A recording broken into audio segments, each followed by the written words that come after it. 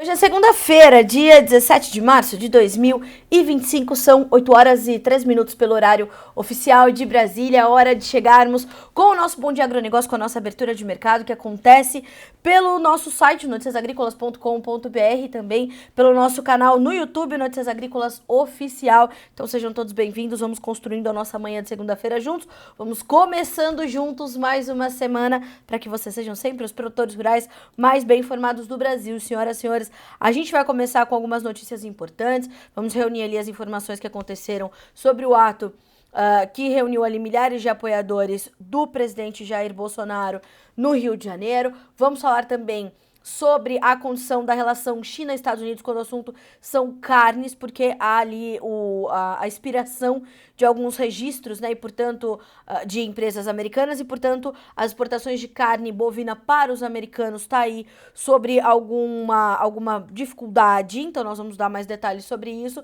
Vamos falar sobre a questão climática nos Estados Unidos, porque eles estão lá na temporada de tornados, são mais de 80 já até esse momento, e bastante preocupação. Vamos falar também de previsão do tempo, vamos falar para nós, porque já começa o outono, e mais detalhes no nosso quadro de entrevistas. Vamos receber Eduardo Vanin, também analista do complexo soja da Agrinvest Commodities. Hoje nós temos o mercado da soja caminhando quase que de lado, mas os demais grãos subindo forte, e a soja vai na esteira também, trabalhando em campo positivo. Tudo isso a gente vai discutindo aqui no Bom Dia Agronegócio, onde você sabe antes e primeiro as informações que direcionam o seu dia e os seus negócios.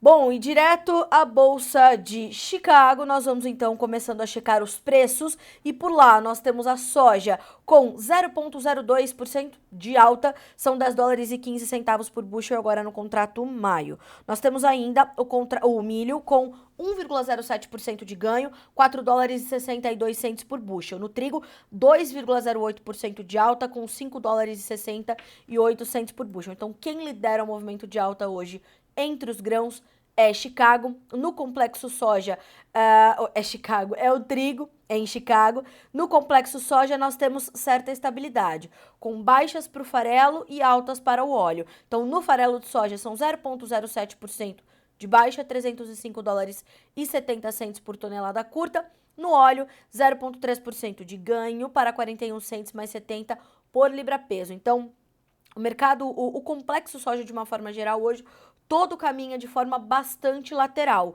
algo que já nós vamos entender com Eduardo Vanin.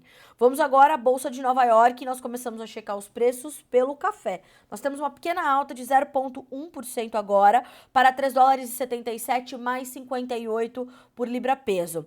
No açúcar, nós temos uma alta expressiva de 2,2% para 19 centos mais 61 por libra. Nós temos ainda o algodão subindo também 0,1%, timidamente 67 centos mais 28 por libra-peso. Com o petróleo, começamos a checar as demais commodities, vamos além das agrícolas e olhamos para altas hoje para petróleo. Tanto o WTI quanto o Brent sobem nesta segunda-feira. Então, nós temos para o petróleo WTI 67 dólares e 79 centavos por barril, 1,3% de ganho agora. Mesma alta para o Brent, que reflete o quadro global de oferta e demanda, 71 dólares e 46 centavos, 1,3% de alta. Aqui é importante ressaltar que o mercado retoma o patamar dos 70 dólares, supera esses 70 dólares por barril e encontra um momento de fôlego, porque tem fundamentos que ainda o mantêm pressionados, mas enfim, o mercado bastante atento a isso. Então, um dia de recuperação para os preços do petróleo nessa segunda-feira.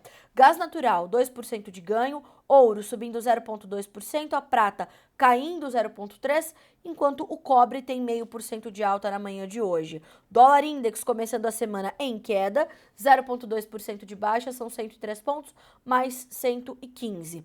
E, concluindo a nossa rodada de preços, nós vamos aos mercados asiáticos, num levantamento também da Agrinvest Commodities. Óleo de palma na Bolsa da Malásia, fechando com forte baixa. Na Bolsa de Dalian, futuro chinês. Nós temos queda para o farelo, queda para o óleo, alta para o milho e forte alta para os futuros dos suínos. Lembrando que na Bolsa de Dalian e na Bolsa da Malásia, em ambas os negócios já estão concluídos e encerrados. Esses são números de fechamento das bolsas, portanto, por lá. São 8h08 pelo horário de Brasília, hora de checarmos as nossas notícias da manhã.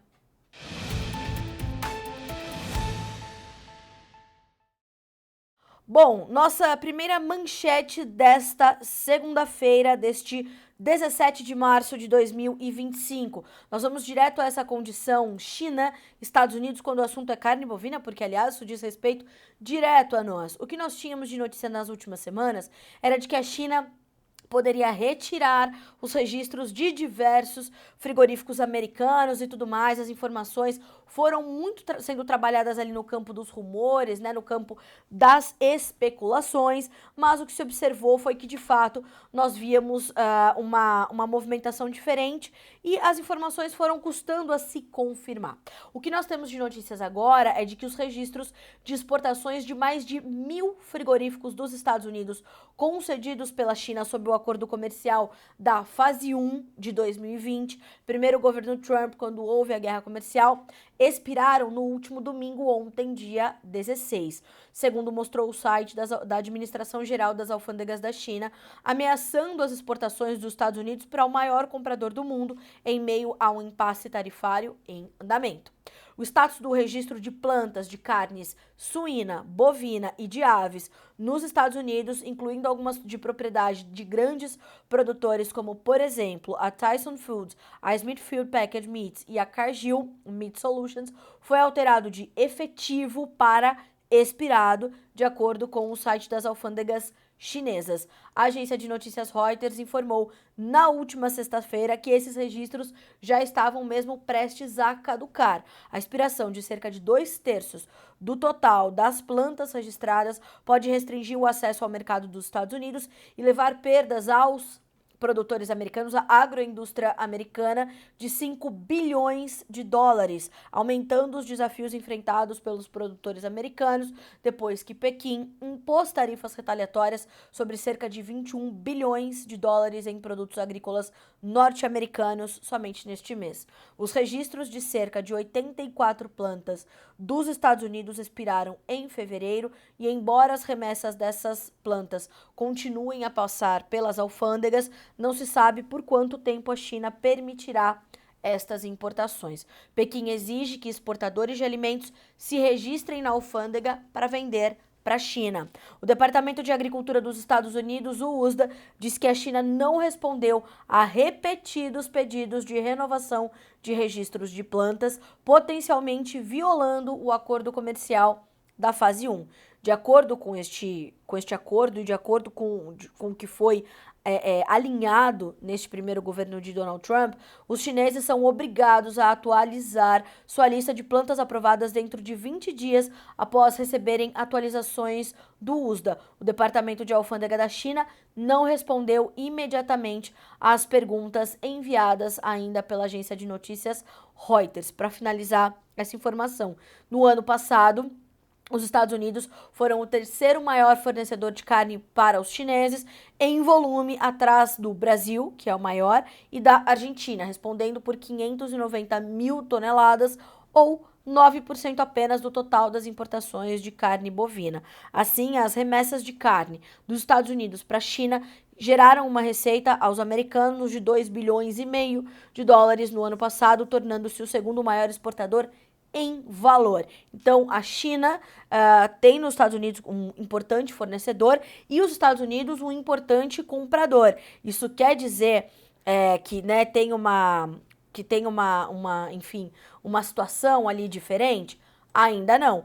Ainda estamos sofrendo com o entendimento das informações, com a análise disso tudo, porque vai sendo ainda bastante complicado entender como essas informações, como estas ações de cada país, elas poderão impactar, portanto, nas próximas ações, principalmente em relação a tarifas não só dos Estados Unidos, mas também nessas contrarrespostas da China. Então, é fundamental que a gente tenha este entendimento.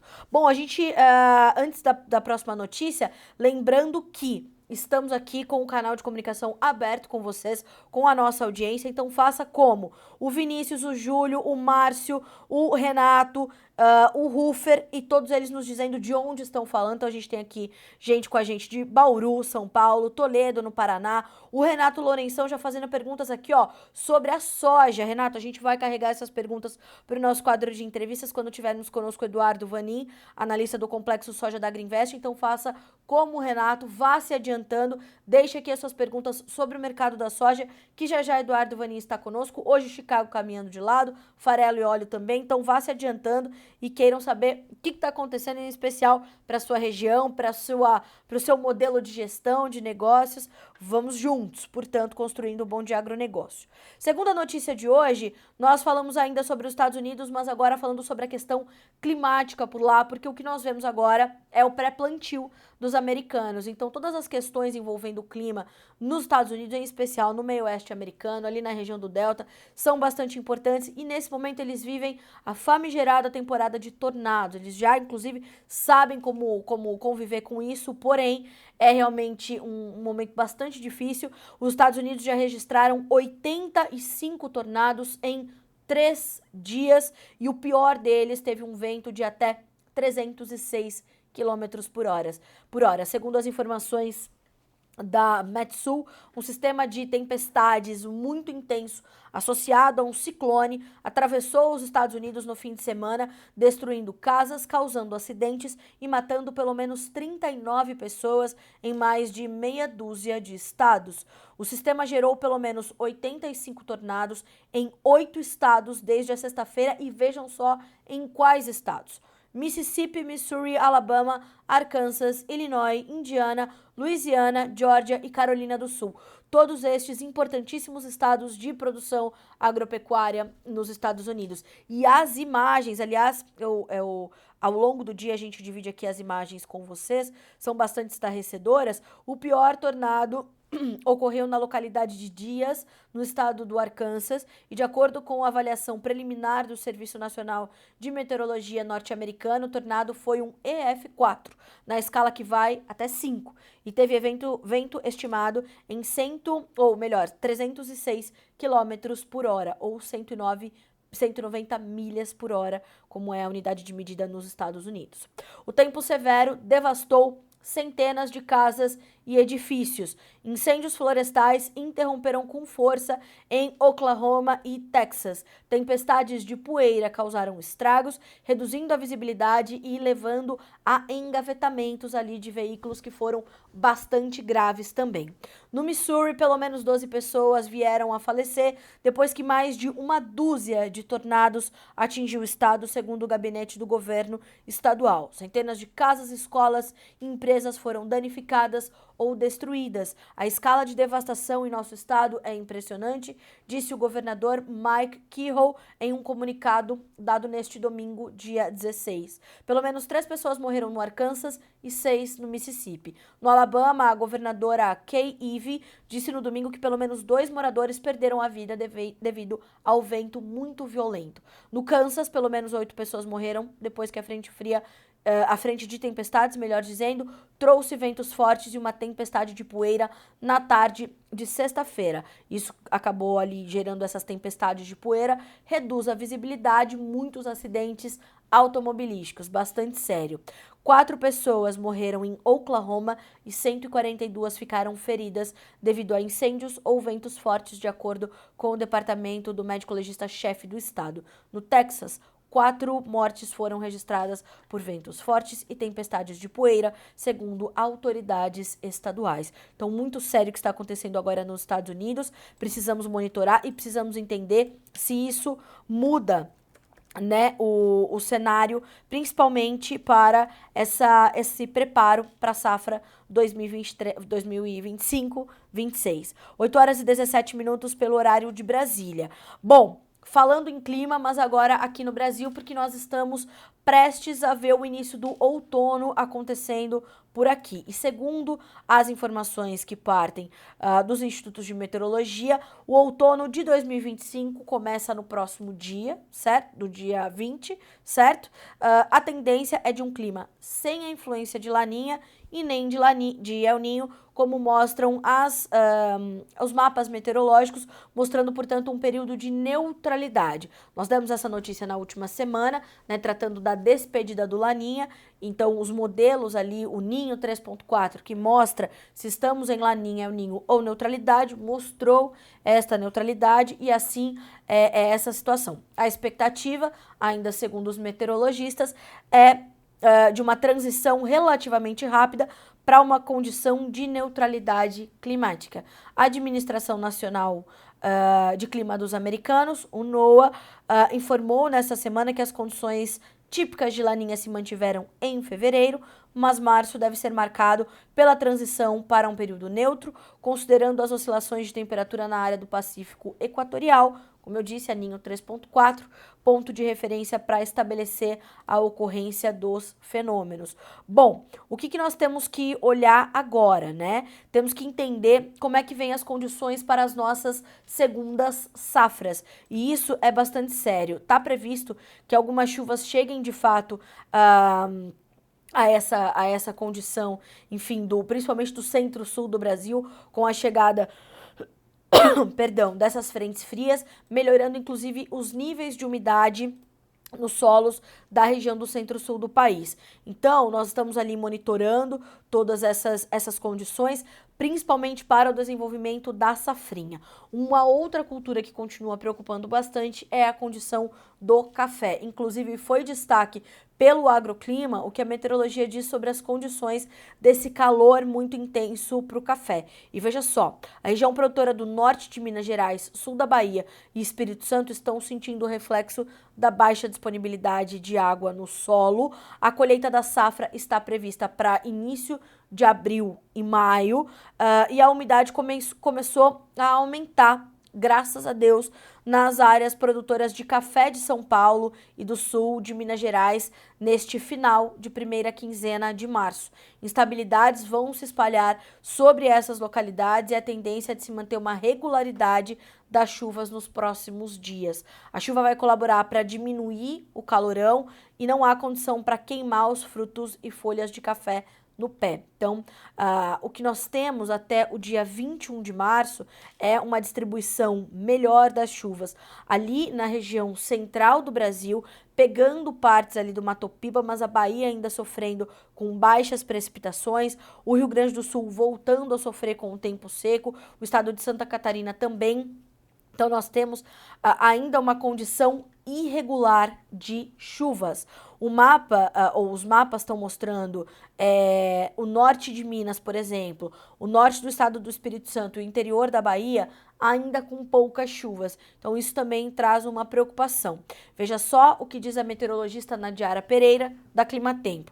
Na próxima semana, entre os dias 18 e 22 de março, há previsão de chuva com um volume maior que deve pegar a zona da Mata Mineira e deve chegar até o sul do Espírito Santo. Aos poucos, a chuva vai avançando, mas não deve cobrir todas as áreas cafeeiras. Então, café preocupa, segundo a safra de milho preocupa, tudo tem que estar no seu radar. Vamos ao longo da semana atualizando as nossas informações climáticas e, claro, todos os dias às 10 horas da manhã nós temos o nosso programa de previsão do tempo. Ali você pode fazer todas as suas perguntas, vai ser respondido em tempo real. Então, bote aí um alarme no seu celular, 10 horas, acompanhar a previsão do tempo fresquinha aqui no Notícias Agrícolas. Bom, 8 horas e 22 minutos pelo horário de Brasília. Vamos à nossa próxima notícia, a nossa próxima manchete, porque de fato o final de semana, ou o domingo especificamente, foi marcado pela manifestação, pelo ato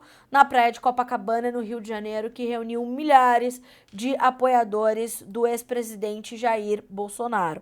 Então, foi uma notícia que, claro, chama muita atenção pelas colocações todas que traz Bolsonaro, pela proximidade das eleições presidenciais no ano que vem. Então, tudo isso a gente está monitorando muito de perto, acompanhando. Começou já a campanha presidencial, é evidente. Então, nós temos essas informações. Bom, eram milhares de pessoas e as informações dão conta de que a manifestação realizada neste domingo, na orla de Copacabana, consolidou como uma bandeira de Jair Bolsonaro o projeto da anistia aos presos do dia 8 de janeiro. O ex-presidente e seus principais aliados defenderam como prioridade da oposição um projeto de lei nesse sentido que tende a fortalecer a pressão no Congresso pela pauta. Em determinado momento, inclusive, Bolsonaro diz assim: me deem 50% do Congresso, me deem 50% da Câmara nas próximas eleições, que eu mudo o destino do Brasil. Ele disse isso em cima de um carro de som ali para milhares de apoiadores.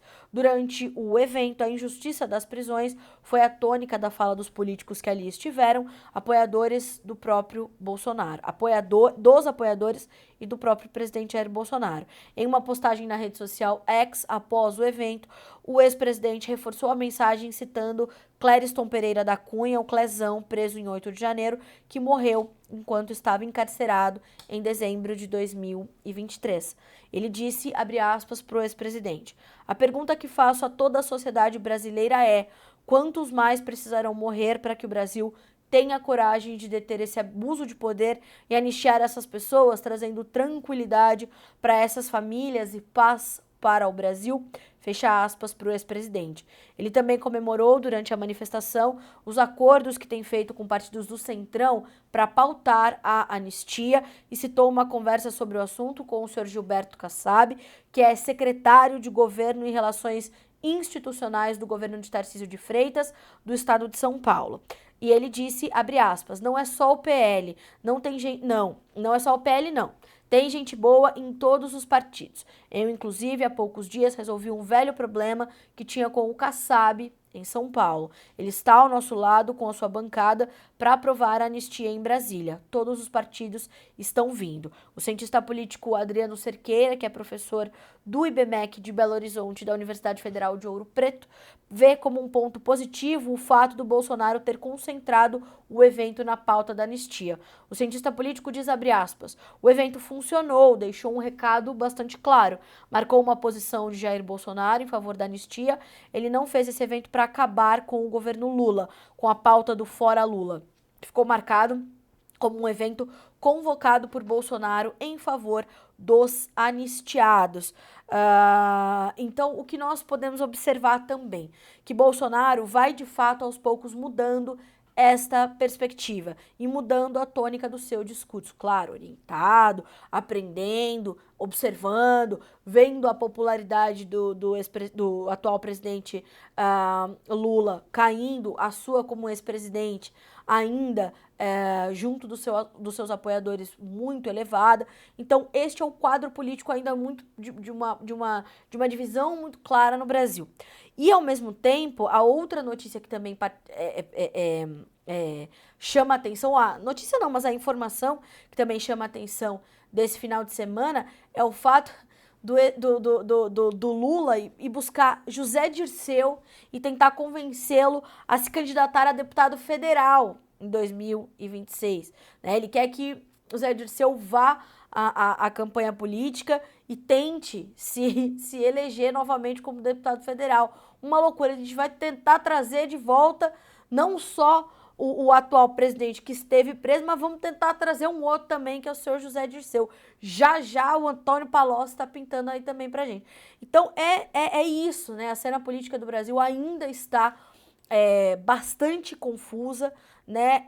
Ainda está trazendo muita preocupação. Essa questão da anistia foi uma questão, inclusive, tratada pelo próprio presidente da Câmara recém-impulsado, o senhor Hugo Mota, no dia 1º, 2 de fevereiro, ali no comecinho de fevereiro, como tradicionalmente acontece, para Davi Alcolumbre, embora os partidos, em especial o PL, afirmem que Davi Alcolumbre também ali confirmou o seu compromisso com a possibilidade de se pautar a anistia no Senado, e ele é também o presidente do Congresso, mas não de forma tão clara e evidente como fez Hugo Mota durante, inclusive, o seu discurso de posse. Então, vamos ali observando todos esses cenários, buscando entender o que vai acontecer, mas fato é que até este ponto, até aqui, nós temos esse cenário, esse quadro. Vocês viram aí ao longo daqui das minhas informações, né, essa cena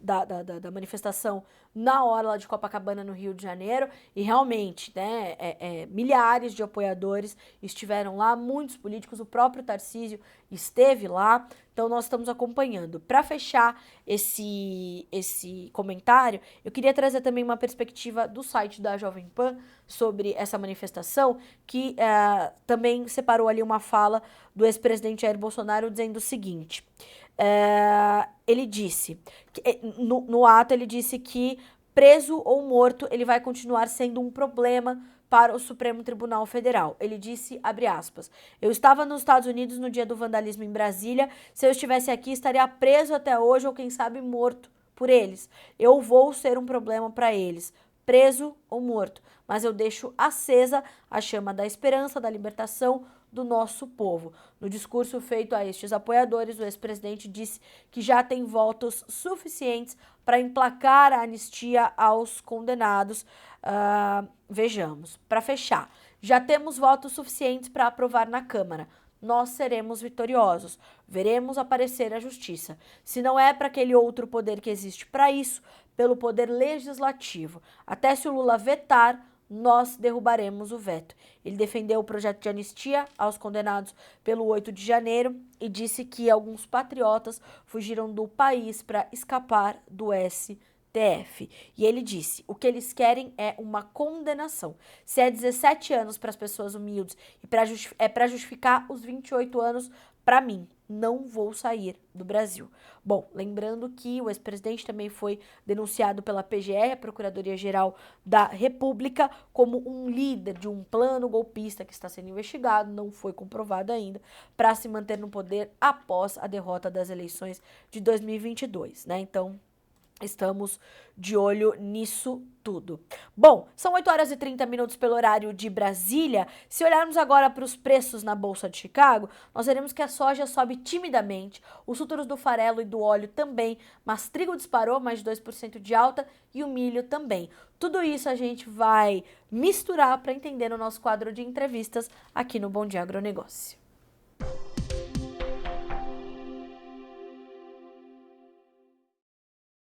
E hoje é segunda-feira, então quem nos faz companhia neste início de semana é Eduardo Vanin, diretor da Agrinvest, analista do Complexo Soja da Agrinvest Commodities. Meu amigo, seja bem-vindo, bom dia, é sempre um prazer ter você com a gente. Tudo bem, Carla? Tudo certo? Como é Tudo que bem vai? contigo? Como passou de final de semana? Suave na nave, Suave na nave, cuidando do filho. não foi fazer manifestação, subiu no trio elétrico, nada disso. Não, Tranquilo. não. Eu Desca... nem, eu nem vi, tava ouvindo você falar aí. Falei, rapaz do céu. O homem reuniu bastante gente lá em Copacabana, viu, Vanin? É mesmo? Bastante. A E- foto é bastante impressionante. Aí vamos ver, Coisa né, o que, boa. que vai acontecer. O Mas, Lula quer mas que... e deu chilindró para alguns? Como é que foi? Ou Não, foi tudo tranquilo? Chilindró não deu, já tem bastante, né, ali no Chilindró depois do 8 de janeiro, e ele pautou, o seu discurso foi nisso, viu, Vanin? No projeto de Entendi. lei para anistiar esses presos que estão lá. Agora, uma coisa que chama bastante atenção também, enquanto ele estava ali reunindo milhares de apoiadores, o Lula quer trazer de volta o Zé Dirceu, o Vanin.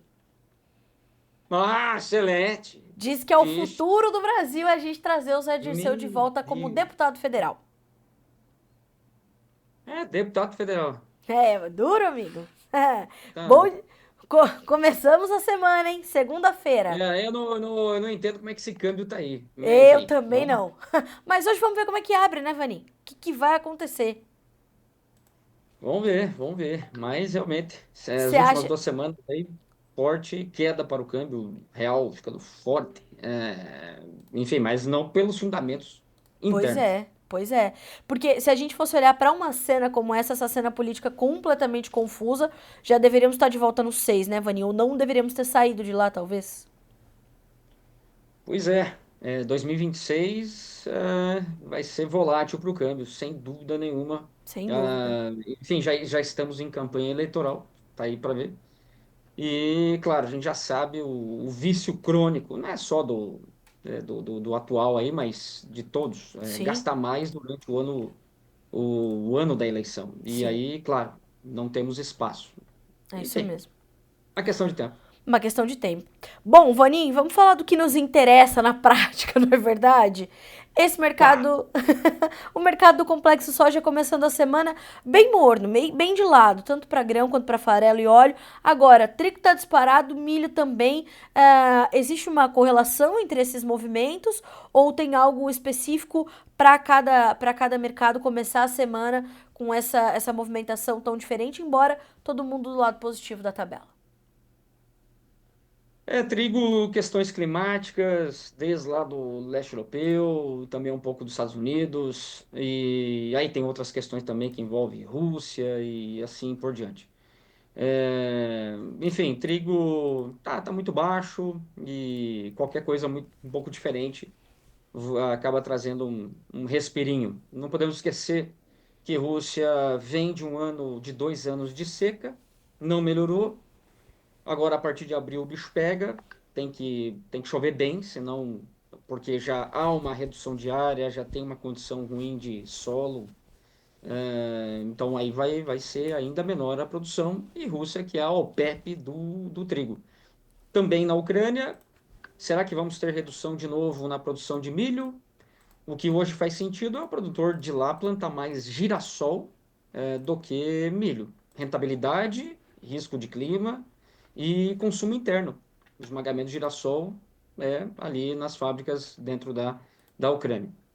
São coisas que a gente vai ver em cenas dos próximos capítulos para a oferta de milho, de óleos vegetais e do trigo também. Agora, Vanin, me parece que para a soja, o impacto desses movimentos hoje, ele é um pouco mais contido, um pouco mais limitado. O que deixa a soja nessa lateralização que a gente vê nessa Essa segunda-feira? lenga-lenga, Eu ia chamar vamos de lá, lenga-lenga, achei chato, então deixa pra você. lenga-lenga. Lenga-lenga da bexiga, nós temos aí questões de tarifas e do outro lado nós temos um Brasil que está ficando caro. Provavelmente o Brasil vai ficar mais caro do que os Estados Unidos para embarque em agosto, posto China. Já temos meio pau a pau. Claro, compradores na China não vão comprar a soja americana, pode ser estatais, mas compradores comerciais não. Mas é só por comparação, já vemos que o Brasil está tão caro quanto os Estados Unidos. O recado é, para quem não é China, deveria estar indo para os Estados Unidos. Não tem saído negócio, com exceção ali das redondezas. E aí a questão também da Europa. Aí o Trump falou de novo, ó, sem exceção, o aço e o alumínio não quero nem saber. E aí a Europa, né, deu seu faniquito e vamos tarifar mais do que ele vai nos tarifar. E aí vai pegar os agrícolas. E né, a soja é super importante, 4,5 milhões de toneladas nessa temporada. Sim. Deve chegar a 5 milhões, tá bom? É o segundo maior comprador de soja dos Estados Unidos, somando toda a Europa junto, depois da China, que essa temporada aí tá com uns 20 milhões, 21 milhões. Então, é isso aí. Europa, se tarifar soja americana, pau, pau, amigos. Aí é feia a coisa. E porque daí China já vai comprar menos e Europa, que é o segundo maior, zero ou muito menos, aí seria um pipinaço.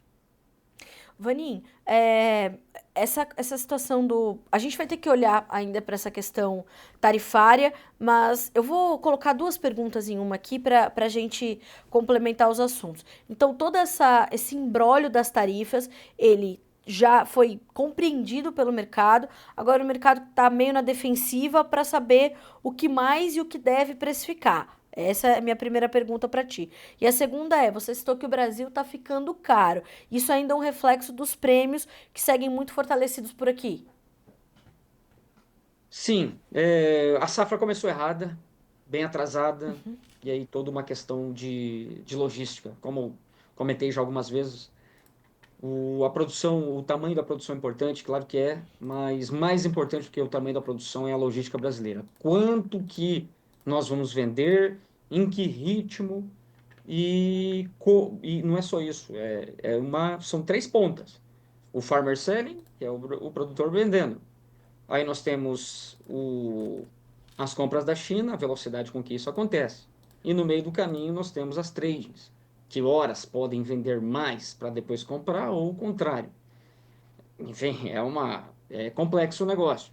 E nessa temporada nós tivemos mais vendas para a China. Só para ter uma ideia, final de dezembro, viramos a temporada, viramos o ano com 29 milhões de toneladas, 430 navios vendidos para a China de embarque janeiro para frente. É recorde. O ano passado, que já foi recorde, era 23 milhões. Então vejam, parte disso já, tudo isso já estava originado? Não. Especialmente os meses ali da safra, o, o fevereiro, março. E aí gera todo um chamado short squeeze. Então a gente vive um pouco disso ainda e complicou mais agora com Barcarena. O waiting time está crescendo nos portos brasileiros, Paranaguá, Itaqui deu um salto. Tudo isso vai complicando, vai tornando a soja brasileira mais cara. Junta um pouco também essa questão de tarifas. E agora a Europa. Aí a Europa compraria onde? Vai ter que comprar no Brasil. Você vai somando essas coisas e o Brasil, prêmios vão se mantendo, vão subindo e estão caros, vão ficando caros. Mas, Vanin, isso pode afastar o comprador, ele se retrair um pouco mais para ver um alívio acontecer nessa pressão intensa que a gente tem sobre os prêmios, agora mantendo esses indicativos fortalecidos, ou isso vai trazendo um efeito reverso? O comprador vai querer se adiantar para evitar que possa pagar prêmios talvez mais altos à frente, quais são as perspectivas dos prêmios e, nesse momento, o entendimento dos compradores diante disso? É a pergunta que todos se fazem e também me fazem. E aí, compro agora, espero, o produtor brasileiro vai vir vender? Não é simples essa resposta. E aí depende muito desse 1º de abril, que vamos ou não vamos ter essas tarifas. Aí tem a questão das tarifas recíprocas. Vixe, é uma novela isso aí. Enquanto isso, o mercado vai precificando que sim, nós vamos ter os compradores meio que sem saídas, meio que sem saída agora, a questão da Europa também. E aí o Brasil vai se tornar, vamos lá, a única origem, ou ainda já era a principal, vai se tornar ainda maior, porque agora também soma essa questão da Europa. Não tem uma resposta imediata para isso, não. O que poderia estar acontecendo seria o farmer selling agora mais forte, a ponto de pressionar o mercado, mas isso não está acontecendo. E isso poderia acontecer com o advento de qual fator nesse momento? O que poderia mudar esse cenário, Vanin? Um baita rally de preço, que não está acontecendo. Certo. Os prêmios estão subindo, o câmbio caiu, Chicago está na mesma, a logística no Mato Grosso começou a ficar um pouquinho mais barata, mas não a ponto de mudar muito o flat price, preço em reais por saca para o produtor. Continua aí, por exemplo, Mato Grosso, R$ 110, algo assim. Então, veja, não tem assim nada de relevante para fazer o produtor entrar na venda com mais força, seja falta de espaço, que não está acontecendo, surpreendentemente, não está acontecendo pelo tamanho da safra. Certo. E nada assim de muito diferente na precificação. E aí o produtor vai vendendo, para pagar contas. Agora abriu bem importante, mas não é aquele volume de venda que poderia pressionar o mercado. Quando a gente fala de vai vendendo e é um volume, a gente está falando de quanto, Vani? A gente consegue mensurar quanto de soja nós temos vendido por semana versus o que deveríamos estar vendendo? A gente tem esse volume para entender como é que os negócios estão acontecendo por aqui? Nessa época do ano, tem que estar girando perto de 2% a 2,5% Por por cento da semana. safra por semana. Isso vai dar entre 3,5 milhões e 4 milhões de Certo. toneladas por semana. E tem sido. A melhor semana desse ano foi 3 milhões e 300, a melhor. Nas últimas 4 semanas, a média está em 2,5 milhões. Quer dizer, está abaixo do que poderia ser. Então está mais diluída a comercialização, apesar do tamanho de safra lá para cima. Não está pressionando por enquanto. Vai ter mais farmer selling para frente? Vai. Aí, claro, isso vai acontecer, só que está mais diluído. Vanin, como é que tá a cobertura da China nesse momento? A gente está olhando muito na perspectiva, né, do vendedor, olhando que nós estamos aqui nesse momento com o produtor podendo vender um pouco mais, a nossa logística comprometida e tudo mais. Agora, como é que os chineses estão olhando para tudo isso? Como é que está a cobertura deles até esse momento? Vanin, quanto eles ainda precisam comprar nesses próximos meses e quanto disso eles vão comprar aqui no Brasil? Bom, pensando em esmagamento comercial. Uhum. É tudo aqui, tá bom? Por uma questão de tarifas, se não houvesse tarifas, então o chinês poderia estar virando para os Estados Unidos mais cedo se o Brasil ficar caro. Mas tendo as tarifas aí, não tem jeito, vai ser tudo aqui mesmo. Aí você tem um outro papo que são as compras para reservas e outras compras estratégicas. Eu diria que com tarifa, a China vai comprar nos Estados Unidos, sim ou sim, 15 milhões. 15 milhões de toneladas, tá bom? O resto vai ser aqui. 90 milhões, No, algo assim, tá bom? no Eu resto. vou Ah, no tá. máximo. 15 milhões no restante do ano comercial americano.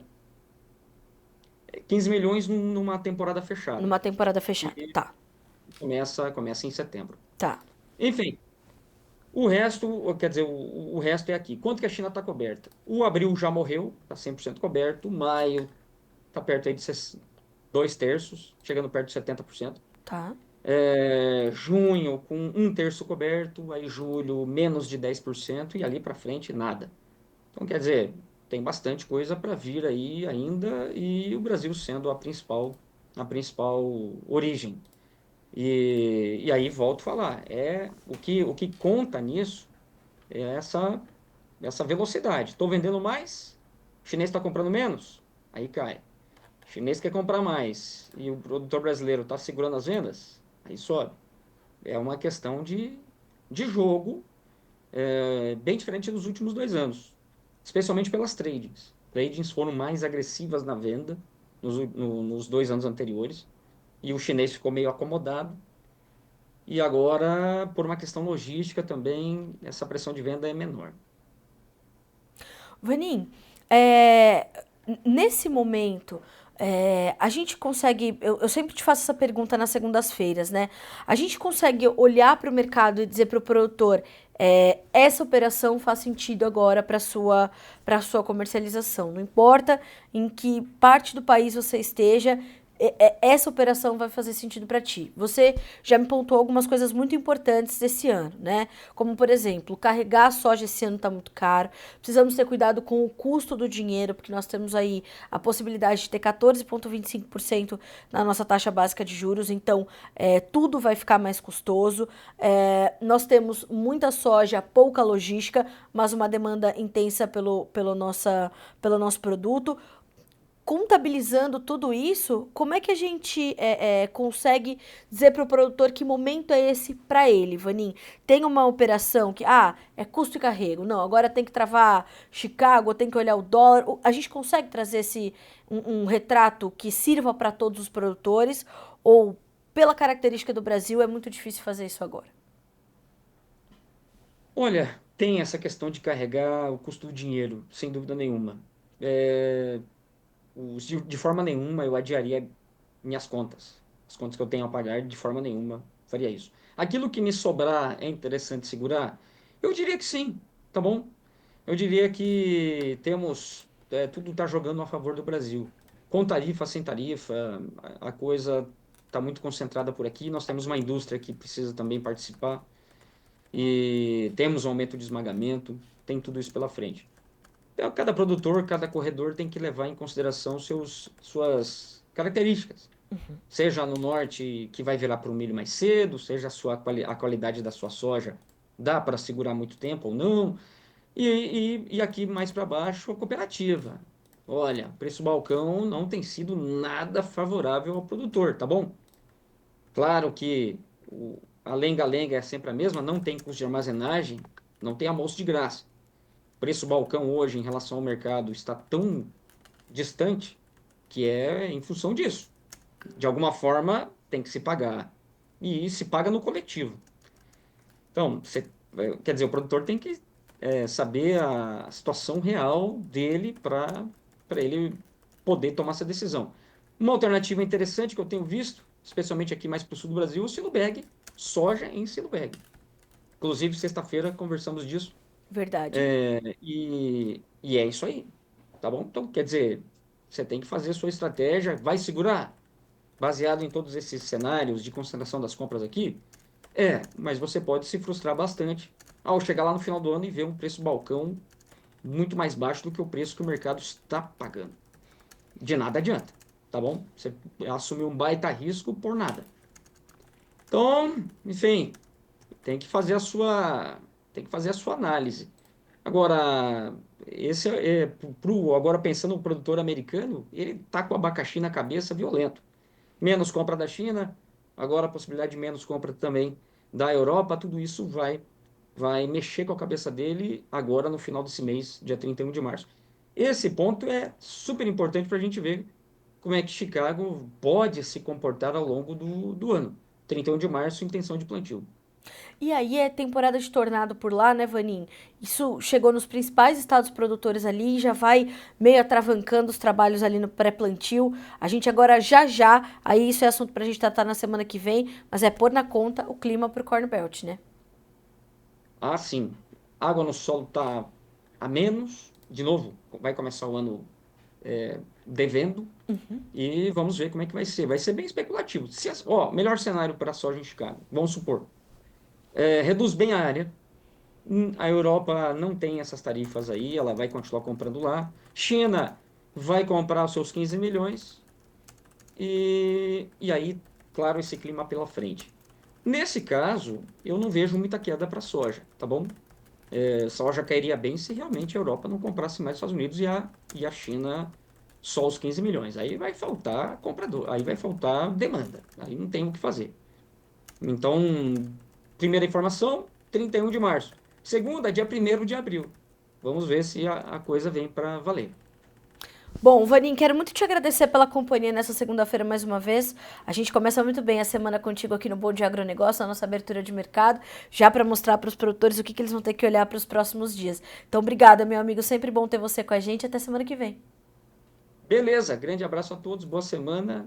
E não se esqueça, aí não falamos do milho, Ah, é só verdade. que essa chuva dos últimos 15 dias, não, dessa semana para cá, não foram suficientes, tá bom? E os mapas não mostram chuvas tão boas assim para frente. Então, na minha opinião, o que mais vai ser volátil agora, de curto prazo, vai ser o milho. Milho B3, principalmente, e o físico, que continua apertadão e risco para o milho safrinha. Então, esse eu acho que é o destaque aí para essa semana, clima. Vamos colocar na conta, segunda-feira que vem vamos dar mais espaço para o nosso milho aqui, então, na nossa abertura de mercado. Obrigada, Vanin. Tá anotado, segunda-feira que vem vamos falar de milho e dessa volatilidade toda que está sendo esperada. Obrigada, meu amigo. Abraço a todos. Fui! Um abraço, boa semana. Bom, senhoras e senhores, são 8 horas e 51 minutos pelo horário de Brasília. Quero agradecer aqui a companhia de todos vocês. Continuem nos acompanhando, porque na sequência tem Realidades das Safras com Guilherme Dorigatti. A nossa programação da TV Notícias Agrícolas está só começando. Um dia inteiro de programação para que você seja o produtor rural mais bem informado do Brasil. Bom dia e bons negócios.